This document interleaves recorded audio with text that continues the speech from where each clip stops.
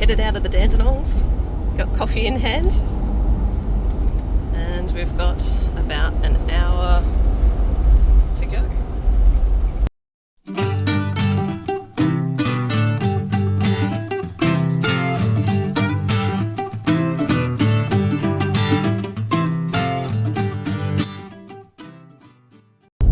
Good morning, it's Rachel here from Homesteading, Australia, and hubby today, and we are on the road headed to a farm out in Gippsland to pick up our second half cow order that we've done from the farm that we're headed to today.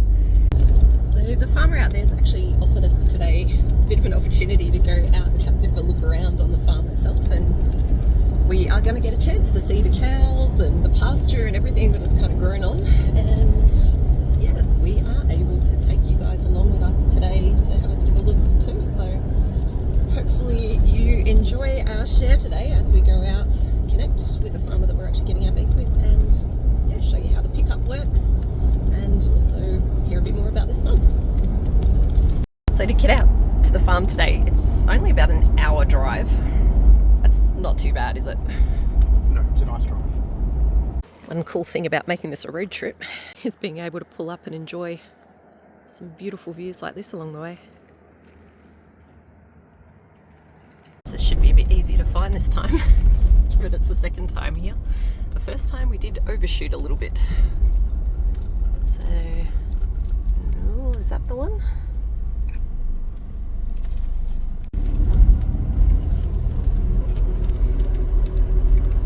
There we go.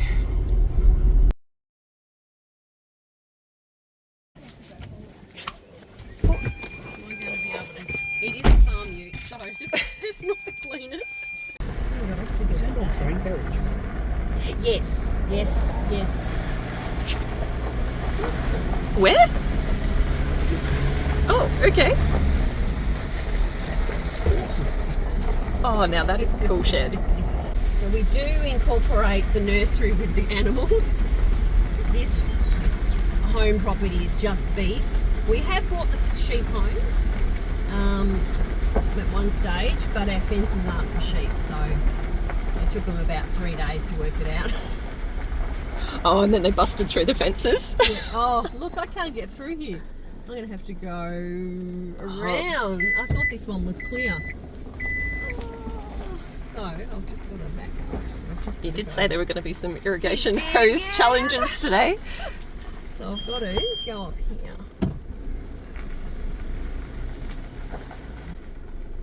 So this bit coming up here is a bit of ground under repair.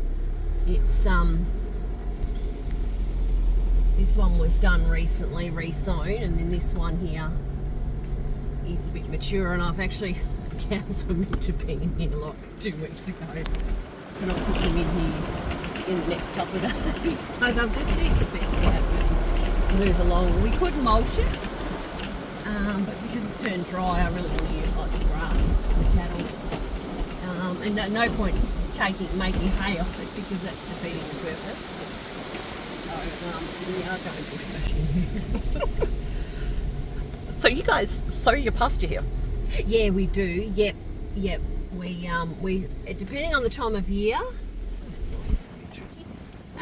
You need to sod seed in spring. You can't just put the seed on the ground and harrow it in.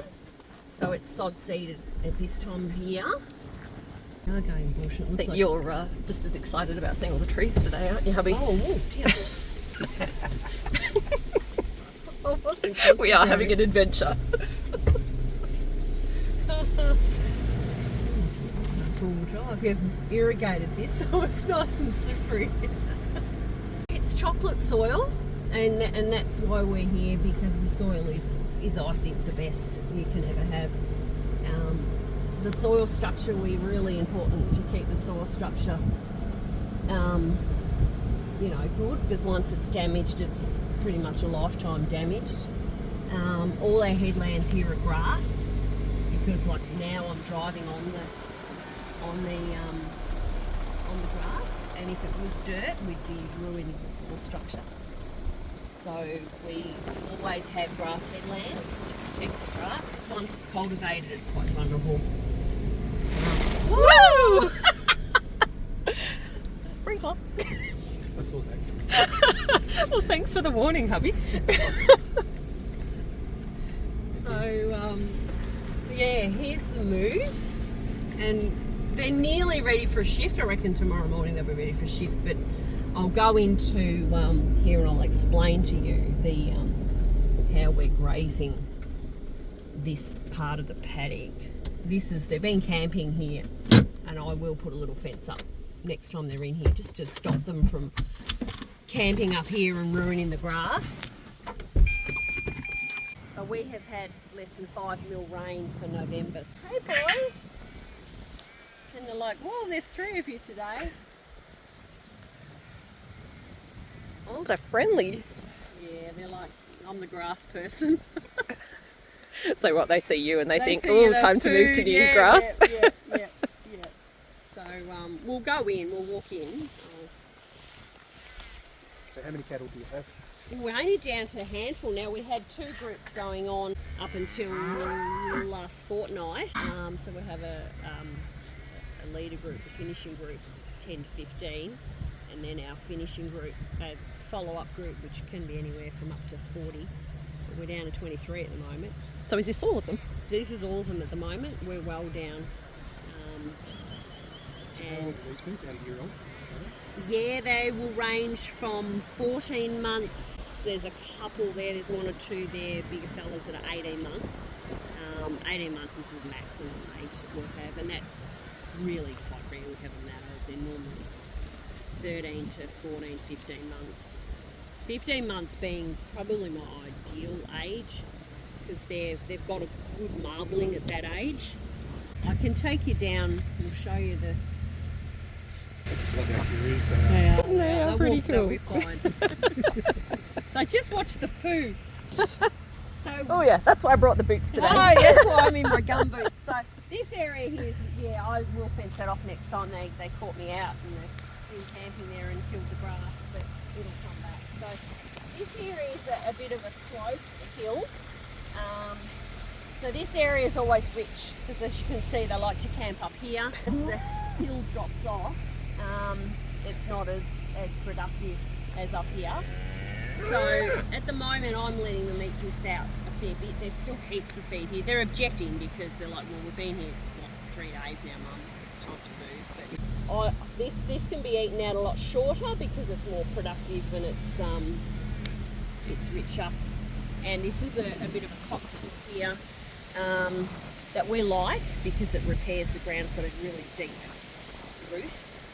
It stands up well in dry conditions, but it needs to be eaten down or mulched at least once a year, otherwise it will just take over.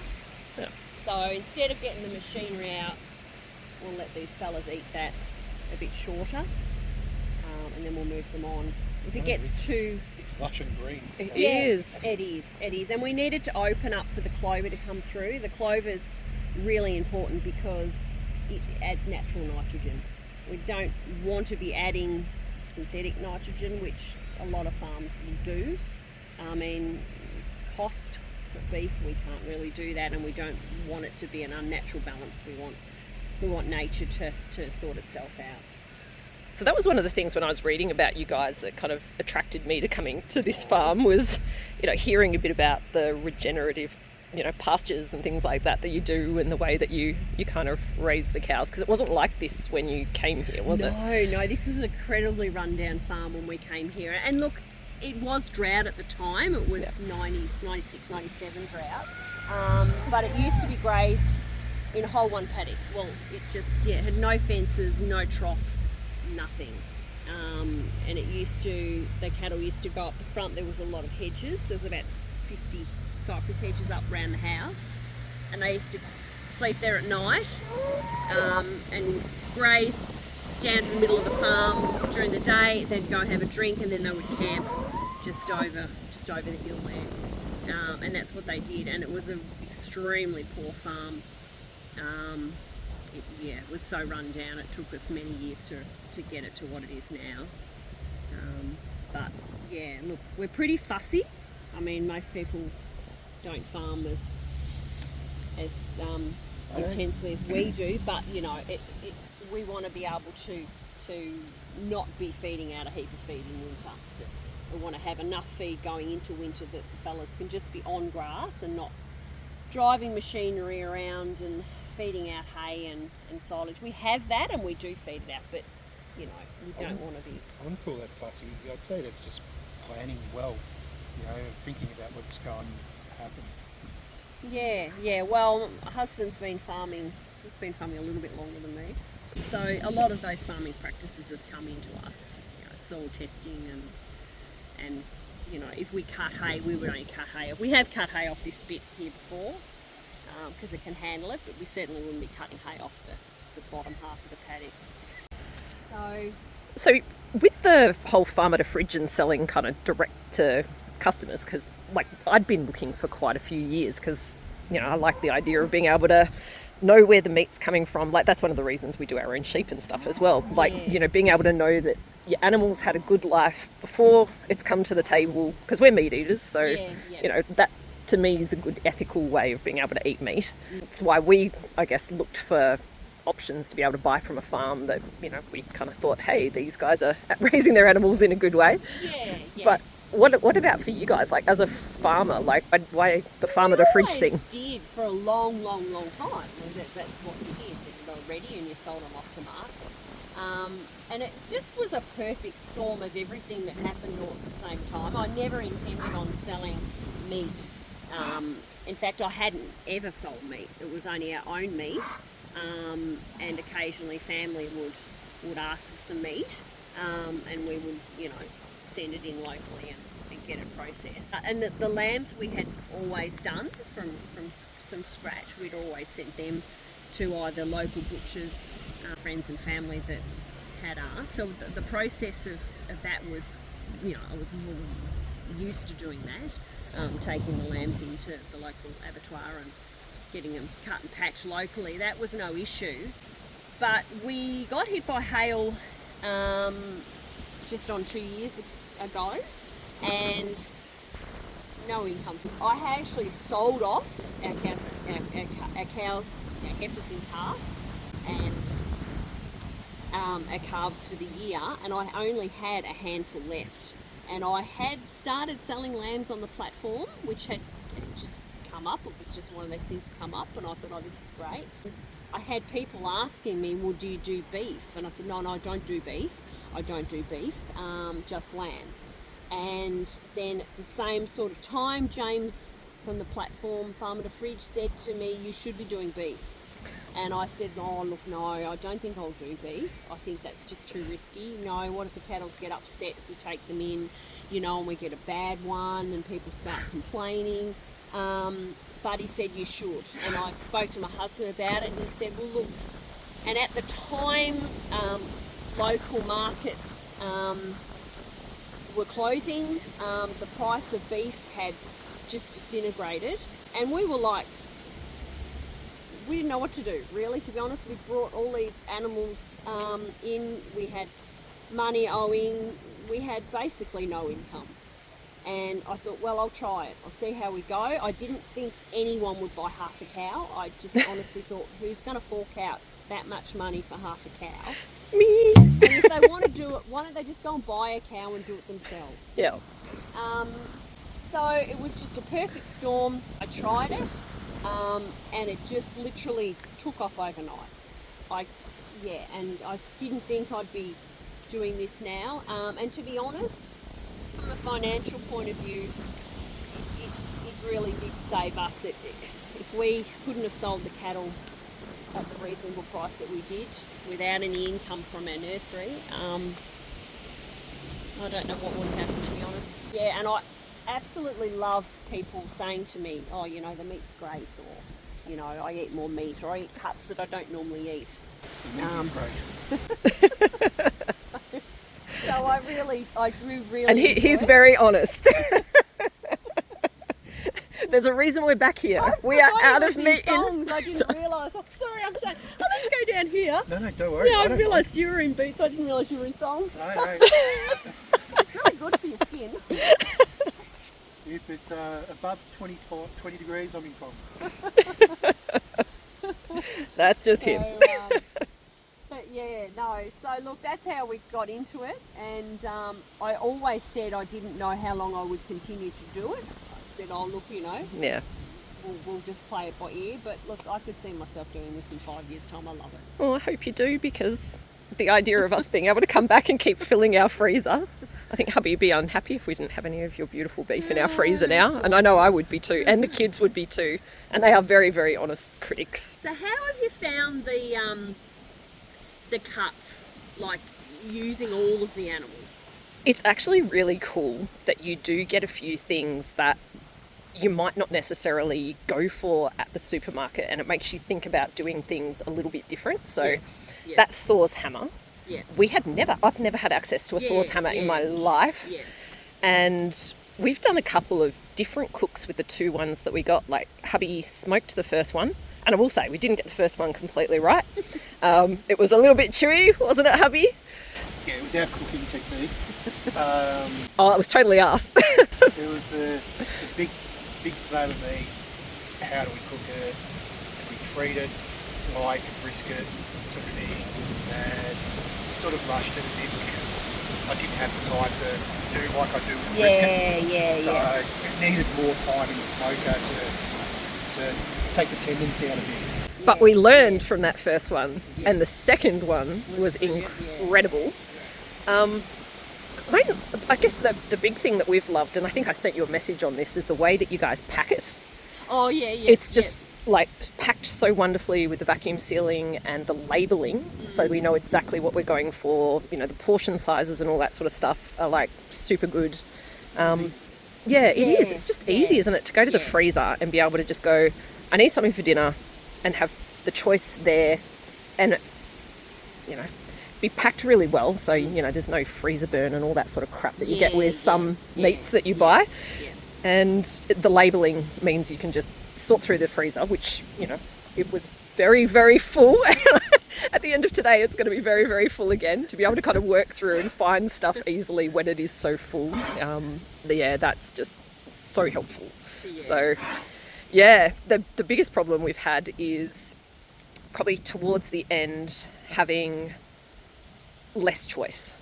Because I think we gravitated to eating a lot of the good stuff quickly at the start.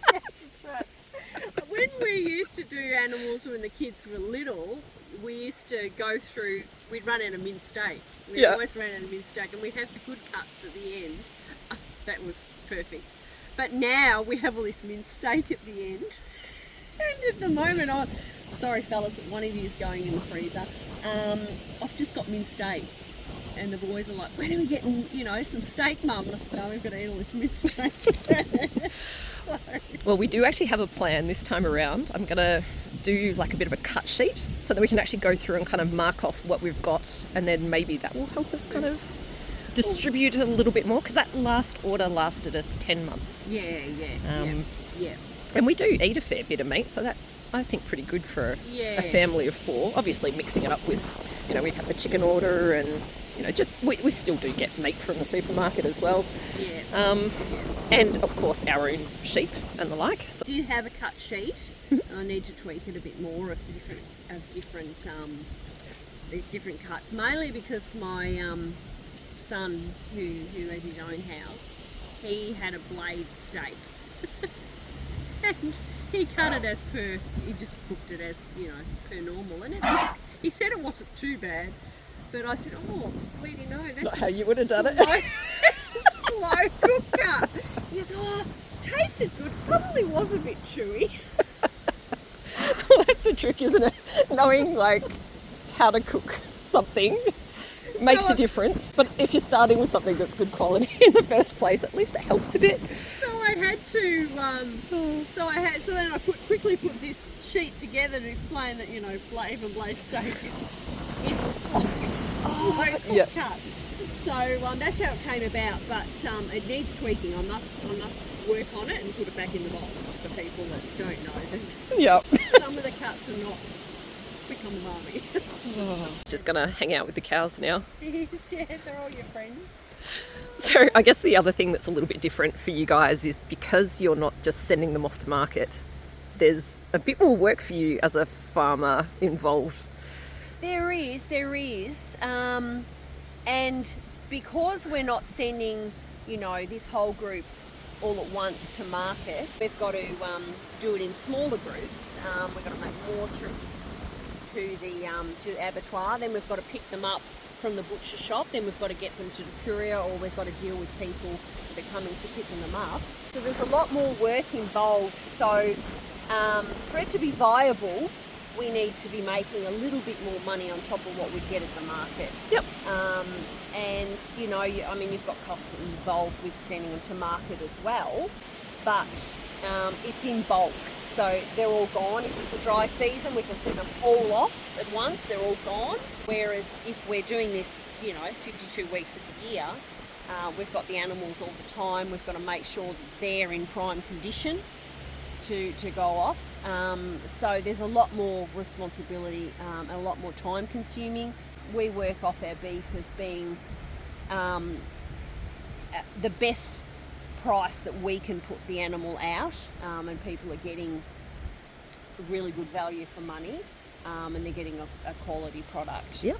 As well. As I said, these animals are standing in the paddock until we put them through the yards and take them in ourselves. I like to take them in myself, so I know that they're getting handled correctly. They're used to me, so they're not thinking anything's different. We're so lucky to have a local abattoir that's only half an hour away, a local family that we've known forever, that we can fit in with them. We can curfew them at home. We don't have them standing around in yards day in, day out, getting trucks miles and miles. They're literally going in our trailer, and they're literally dropped off and walked down, and there's absolutely no stress involved. It's really good. I'm happy with the process. If I wasn't happy with the way they were getting treated, then I wouldn't be doing it. So Yeah. But yeah, look, I found it really good. There is certainly a huge step between an animal's value and what the consumer is paying, but there's a whole big section in the middle that people don't understand. It costs thousands of dollars really to have an animal processed and packaged. They're professionally packaged by a butcher that's time consuming. The vac sealing is time consuming. Every piece has got to be put in the bags and then vac sealed and labelled. So there's a lot involved. Costs have just gone up with processing. 12 months ago they went up again. Costs, fuel, the courier's gone up, everything's gone up. So there's so many things in the middle. Yeah. They see the price in the paddock and at the market and go, oh, why is it so dear at this end? But there's a lot. There's a lot in the middle. There's a lot in the middle. To say there's all that. You're not just raising the animal, the transport costs, the abattoir costs, the transport again to the butcher, from the butcher back here, and then even your time. Like this is obviously the second time that we've kind of come here and got meat from yourself, but you're also kind of balancing sending some off for delivery, because you've got delivery people you work with as well, don't you? So I always did take them down to the depot myself, only until about 3 months ago. I now have to pay someone to take them down to the courier. So that's another cost that we put on top. But it got to the stage that I couldn't be spending literally half a day driving them down to the courier. It was getting to the stage where is this really worth it? So, fortunately we found a way around that, and I don't take them down to the courier. That's another cost involved again. And then the time with people like us coming in and picking up meat as well.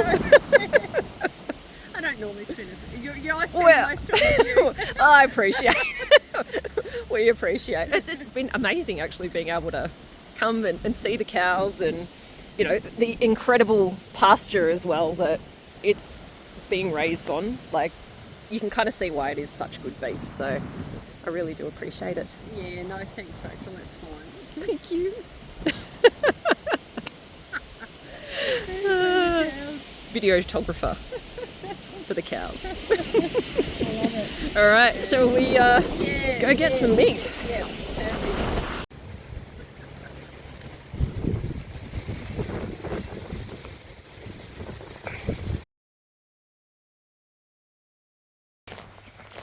And time for the meat.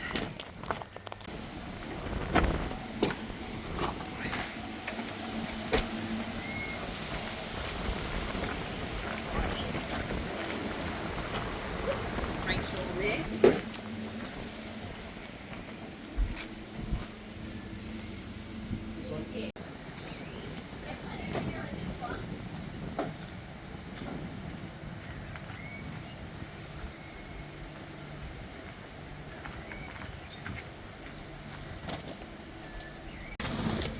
It's one reason why we chose Rachel's car today, because in the back of mine, my face is pretty hot. Oh, yeah.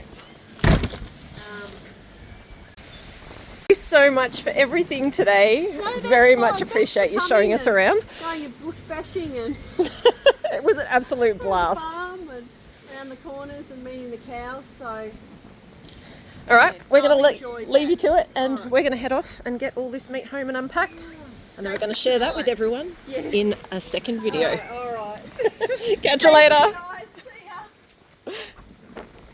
I want to end this one with a big thank you to Andrea for showing us around your beautiful property and also explaining a bit more about how the farmer side of things works when us customers are buying directly from a farm. After hearing how your cows are raised and seeing that beautiful pasture that they're raised on as well, I can really appreciate now why it is such great quality beef that we've been enjoying for the last 10 months and will be for the months and months ahead as well. So thank you very much again. It's probably also worth mentioning that we're not sponsored by anyone for any of the things that we're showing you guys today. We, like anyone else, have just kind of found the platform, love the way it's been able to connect us as customers with farmers, and yeah, I think it's a pretty cool concept. So that's why I am very happy to share it on with you guys as well, and hopefully it helps other people that might similarly be looking to buy directly from a farm. Anyway, guys, as always, thanks a bunch for joining, and catch you later.